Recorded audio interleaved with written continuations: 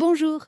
Je ne suis pas simplement un chat, je suis la voix de mon écrivain, celui qui m'observe, m'écoute et tente de comprendre le monde à travers mes moustaches, mon silence, mon regard. Il écrit, mais c'est moi qui parle. Il observe, mais c'est moi qui vis. Je suis philosophe, non par choix, mais par nature.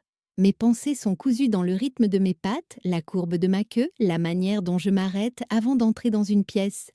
Je ne parle pas avec des mots, mais avec ma présence. Et pourtant, aujourd'hui, je vais parler. Pour lui, à travers lui, et peut-être au-delà de lui. Quand je traverse une pièce, je ne vois pas un espace ouvert. Je vois une constellation de points connus, des lieux liés à la mémoire, aux odeurs, aux sensations. Pour moi, l'espace n'est pas continu. Il est fait d'îles familières, chacune vivante de sens. Ai-je une notion du temps? Je suis mon propre rythme. La nuit, je me couche près de la tête de mon écrivain. Je dors, je veille.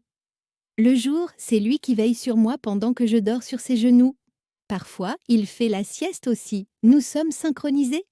Il me laisse sortir tôt le matin. Je vais me coucher quand il le fait. Nous partageons le temps. Les humains voient des pièces, des murs, des zones ouvertes. Il les cartographie, les mesure. Mais pour moi, l'espace est vivant. Il frissonne. Il garde les traces du mouvement, des odeurs, des sons, rien n'est figé, tout respire. Ton œil voit l'ensemble, le mien voit le détail. Tu peux garder deux objets dans ton champ de vision, juger leur distance, leur relation. Moi, non. Je fais une chose à la fois, je pointe un seul objet hors contexte.